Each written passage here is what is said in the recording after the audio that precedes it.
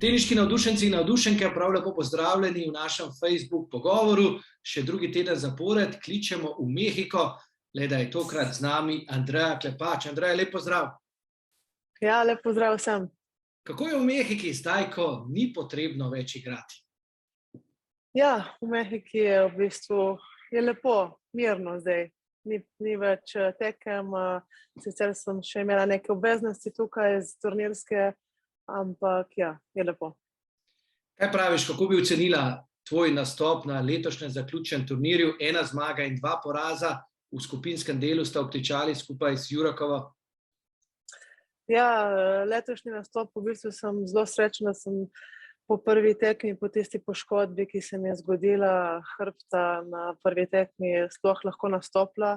Nisem vedela, ali bom dovolj fit, da bom lahko odigrala, ali ne bom. Na koncu s pomočjo vseh fizioterapevtk in vse ekipe moje so me spravili na igrišče in lahko rečem, da sem potem drugo in tretjo tekmo odigrala res dobro. Malček nam je zmanjkalo za uvrstitev v polfinale. Škoda, da se nama ni izšlo, ampak ja, zadovoljna.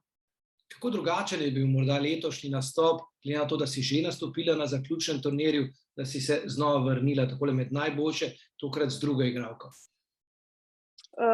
Ja, nasploh letošnja cela sezona je bila drugačna, s covidom, z vsemi protokoli, na koncu super uvrstitev v Masters je res super dosežek.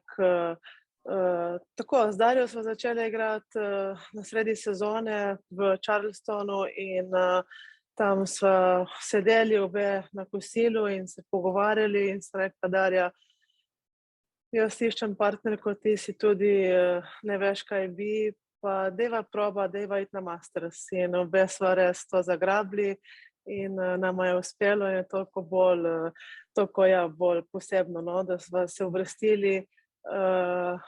Imeli smo kar nekaj dobrih rezultatov skozi celo sezono, žal v tem drugem delu sezone so me te poškodbe malo motile, ampak kljub vsem tem težavam sem pač na koncu dobro odigrala Masters. Na samem Mastersu pa tekmovanje je bilo drugačno kot skozi vsa leta, skozi dvakrat, ko sem se uvrstila že na Masters v Singapurju. Tam se je šlo takoj na izpadanje. Tukaj pa smo igrali grupe, tako da pod narekovaji smo imeli več časa, da se pripravimo.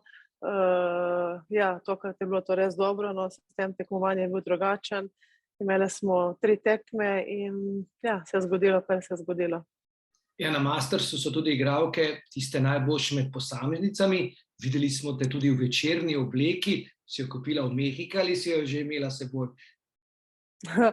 To je posebna obleka, lahko se pohvalim, jo je naredila ena kreatorka iz Kopra.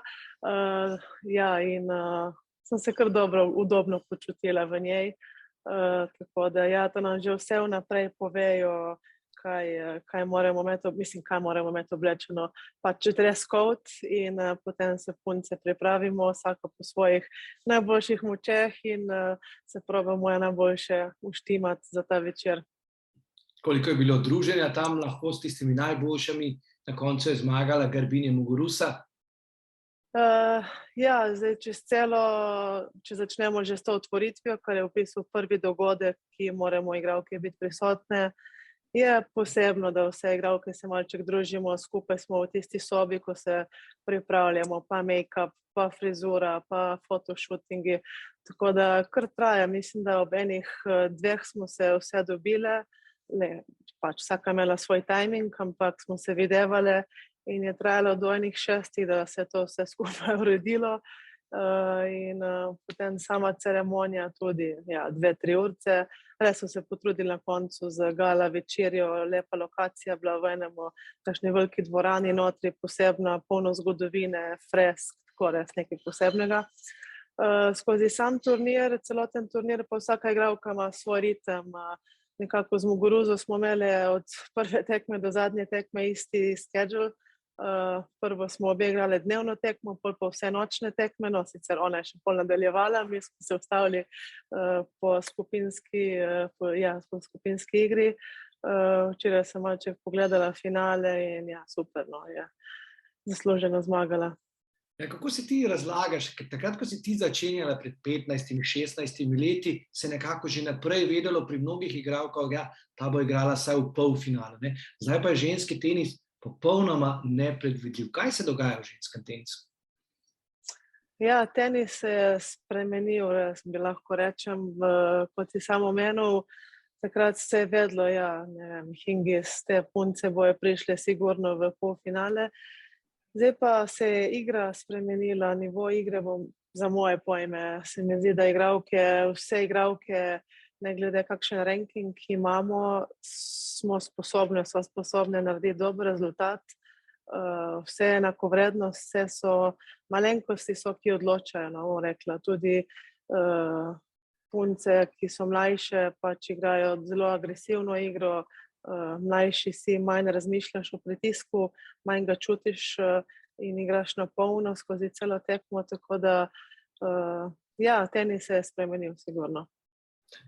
Ti si seveda zdaj med najboljšimi igralkami v dvojicah, to si se odločila seveda namensko, da boš igrala samo v dvojicah. Se spomniš tega trenutka, da obžaluješ morda, da nisi poskušala še kaj med posameznicami? Kako je s tem, ker bila si med najboljšimi, ko si bila mlada, ne?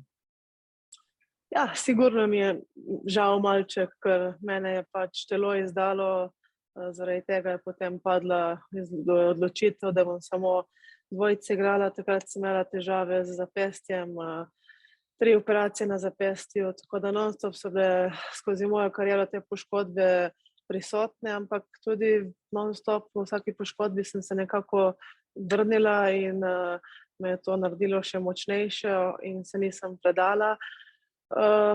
Sigurno, če bi šla zdaj single odigrati, bi bilo drugače, nekatere stvari, ja, pač z leti dobiš izkušnje, drugače gledaš na določene stvari, bi bilo mogoče lažje, bi bolj uživala, ampak uživam tudi sedaj v igri dvojic in sem zadovoljna. Mogoče eno tako hipotetično vprašanje. Recimo, da bi zdaj lahko dala nasvet, oziroma kaj bi rekla 10-letnici Andreji Klepač in pa tisti Andreji, ki je bila stara 20 let, da bi morda bilo takrat kaj drugače oziroma njeni koraki naprej drugačni. Če najprej začnemo tam pri začetku, pri 10 letih recimo. Ja, težko je tako za nazaj, jaz sem po horoskopu riba, tako da moj spomin peša malo.